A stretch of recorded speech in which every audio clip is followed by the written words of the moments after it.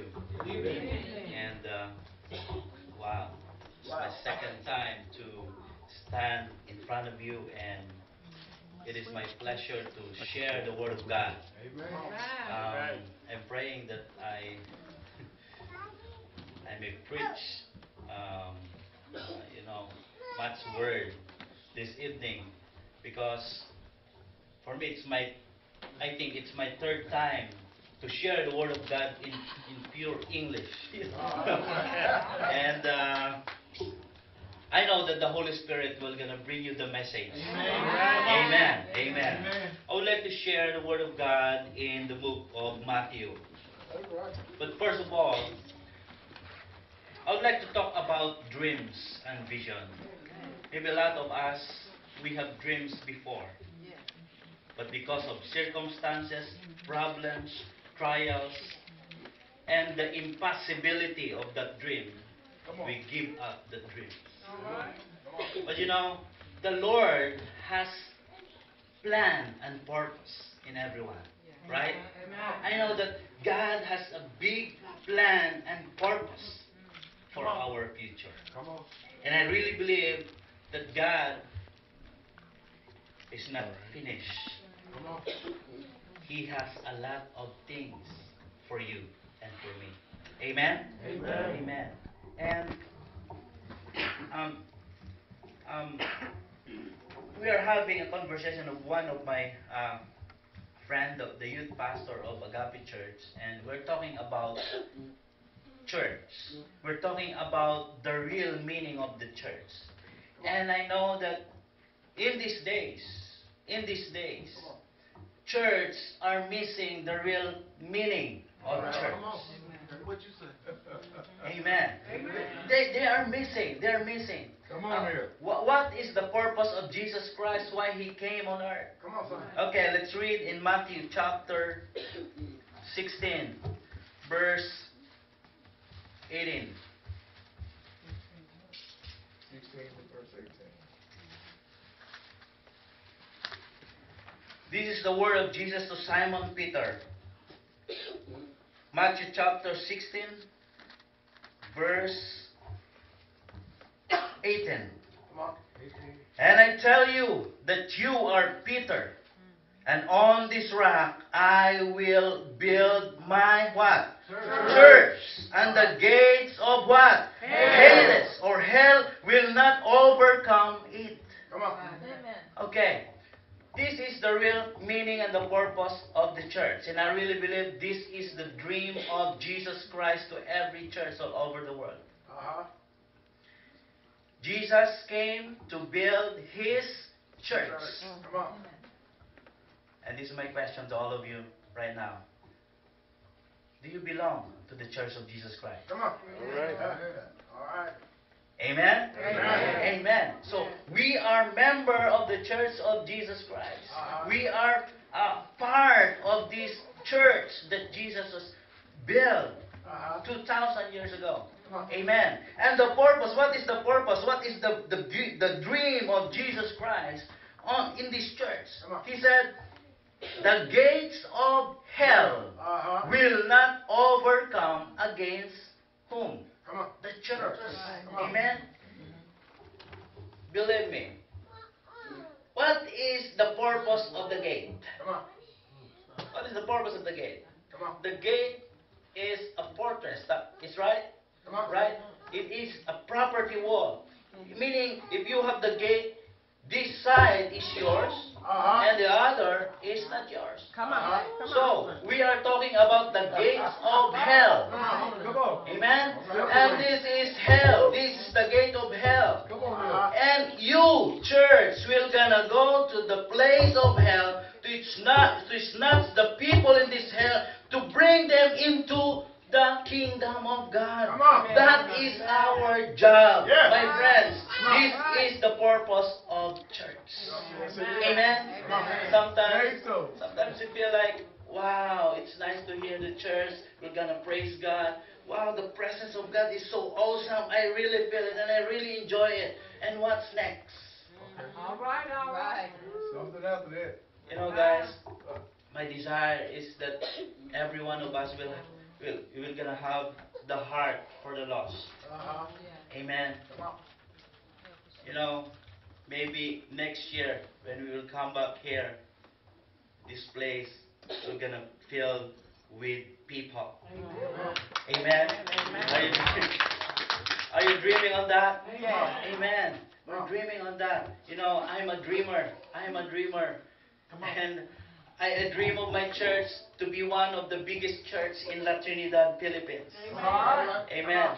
We started the church for 7 people, and now we're averaging about 60 to 80 people in the church. Come on. But if we will count those people outside the church, we are conducting small groups outside the church in the campuses. If we will count all of those people, Come on. we're averaging about 300 people. Come on. Right. And I really believe that if we have this compassion, this passion, this dream of Jesus to the church, we're going to fill this place with people. Come on. Amen? Amen. Amen. This is the real meaning of the church. And this is the dream of Jesus Christ to His church. Come on. And now, how about your dream? Sometimes we cannot do the dreams of Jesus. We cannot do the vision of Jesus because of our dream, because of our self-dream. Come on. My question is your dream is in parallel, you know this word? In parallel Yeah. to the vision and dreams of Jesus Come on. Christ. Come on. Come on then. Yeah. I know you can answer that question. Come on. Amen. And now, brothers and sisters, don't stop dreaming the dream of Jesus Christ. Come on. Sometimes we cannot dream the dream of Jesus Christ because we are not putting ourselves to Jesus. We are not giving ourselves to Jesus. What I remember scripture in the Bible. Help me if you know this scripture. He said, "Delight yourself in the Lord, and He will give you the desires of your heart." Oh, sometimes we miss the meaning of this word. Sometimes we miss the meaning of this word because we think of my desire will, the desire of my heart will grant by God. No, the desire of your heart is there. But I tell you, if you delight yourself in the Lord, He will change your desire. Amen. By His desire. Come on. That's the right meaning of that word. And then suddenly your desire will transpose into godly desire, and you can do the will of God. You can work the work of God. You can desire the desire of God. Amen. Amen. And we should not stop dreaming the dream of God. Amen. Sometimes I preach in my church. I tell them, brothers, and I tell them that the lowest kind of Christianity is the attenders.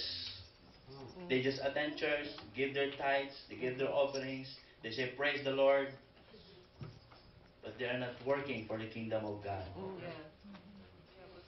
That is the lowest kind of Christianity.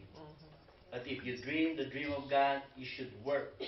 Go into the place of Hades, snatch those people, and bring them into the kingdom of God.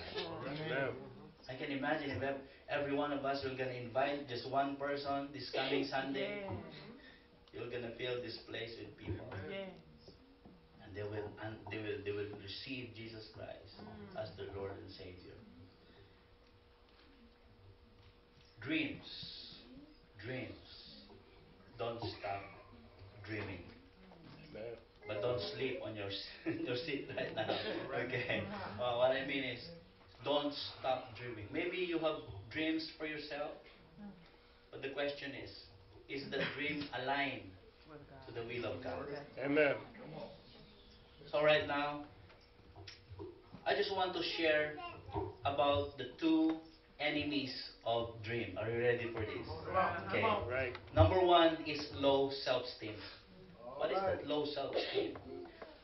You feel like you're looking down to yourself. Me, that's my struggle before because I was raised up in a poor family. And when I look at myself and I look at the other church and I look at my friend, I look at myself very, very low. Come on. But you know, if you know who you are, you have no right. You have no right to look at yourself very low. Come on. Why? Because it was stated in Genesis that you are created in the image of God. Amen? Amen? Amen. Tell the person right next to you, you are created in the image of God. Hallelujah, hallelujah, hallelujah. Whatever circumstances or problem will come to your life, you are created in the image of God. Even though you are Mexican, Filipino, American, or what nationality you are created in the image of God. Can I have a request for you? Come on, just see the face of the people right next to you. Come on. Can you see the face of God? Can you see the face of God? Amen. Amen. Amen. Sometimes, you know, guys, we're looking at ourselves very, very low. But you know, God will not look at you very low because you are His image. Amen. Amen. Sometimes it's hard for us to talk to the, those people that are in authority. Maybe it's hard for us to talk to them, but because we look at ourselves very well. I have an example here. I wish I have $20 here. Okay. Do you think if I give you this, you like this? Oh, you don't like 20? Okay. So let's assume that this is 100. Okay, 100. If I will give you this 100, you're sure you like this. But if I will smash this out like this, put it on the floor, step it down, it's dirty, right? It's dirty. Do you like? How about if I will give you this, you still like it? Why? Why? It's dirty. It's ugly. Come on. It's ugly. You like this? Yes, correct. The value won't change. And that's who we are. Amen? Amen? Your value won't change. No matter what we've been through. Even your boyfriend dump you, okay? Okay, they put you down, you bring you down, wow, your value won't change because God is your image. Amen? Amen. The enemy of our dream sometimes is the low self-esteem. But I tell you, we don't have the right to see ourselves very low. Because we are the image of God. Amen? Amen. Can you say this with me? Come on, say it with me. I am the image of God. Amen. That's why we are so important. Amen. Amen. That's why I will not look at myself, just like that. But I will look at myself like the way God look at me. I am special and I am, what do you call this? Masterpiece. One thing I discovered about masterpiece is not reproducible. Mona Lisa is just one Mona Lisa. Okay? And you are only one and unique. There are so many here. But look at yourself. You are different from others. Because we are unique. Amen. Another enemy of our dreams is lack of resilience. The best example of resilience is like a rubber ball. Like a rubber ball. If you throw that ball, it will go back to you. And sometimes, this is the spirit that we are lacking. But we must have this spirit of resilience. All right. That even people will smash you, you know, even people will mock you, you will just bounce back. All right. You know who you are. You have the Word of God. You have the Spirit of God. You will just bounce back. Amen. Amen. Amen. And lastly, I would like to share tips of having the resilient spirit. Are you ready? Number one is having the resilient spirit is find humor. Okay? It's all right for you this? Come on. Find humor. What is the use of this? Find humor. Because sometimes we are so serious. You know that? That when we go to church, we forget to smile. Okay? People in the church must be the happiest people in the world. Amen. Amen. Sometimes when we go playing instruments, you feel like, you know, you don't know how to smile. Come on. Okay, you don't know how to laugh. But you know, we should be the happiest people in the world. All right. Find humor. Maybe you can buy CDs that makes you laugh, because laughter is the best medicine. All right. You know the secret of Sister Myrna, why she is not getting old? She always smile. She always laugh. Amen. Oh guys, you don't know maybe her age. I can. You want them to? to tell? Okay. She's now 76 years old.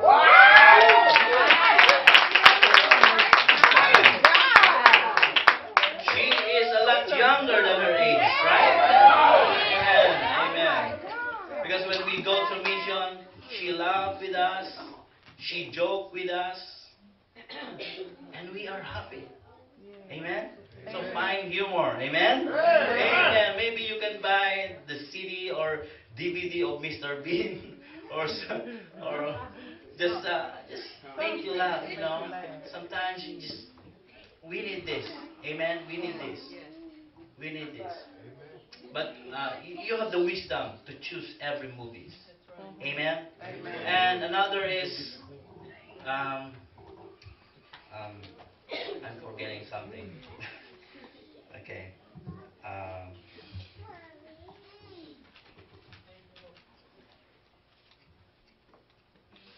Do you think it's a sin to laugh loud? Do you think it's a sin to laugh very loud? No. No. Amen. Hallelujah. Hallelujah. Hallelujah. Praise God.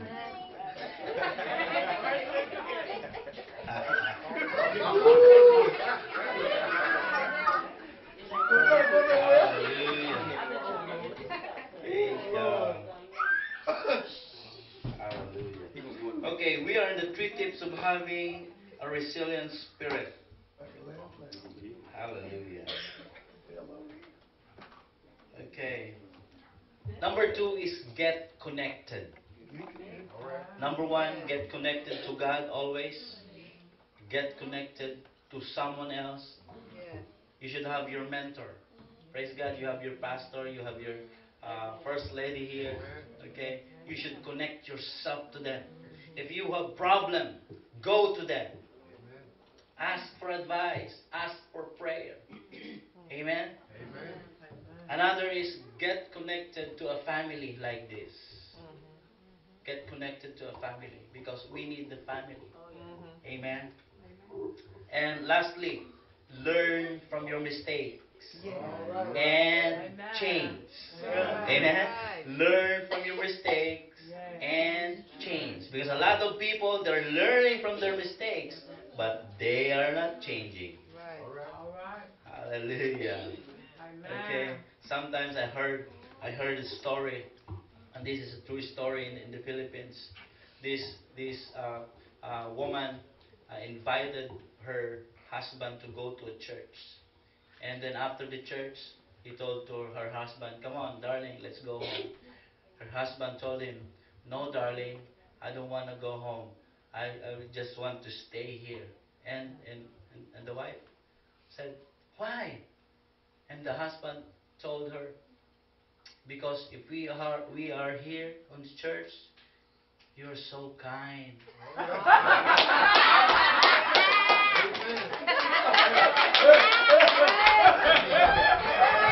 Woo! I really believe. Amen. Oh, we don't have anyone like him. Amen. Amen.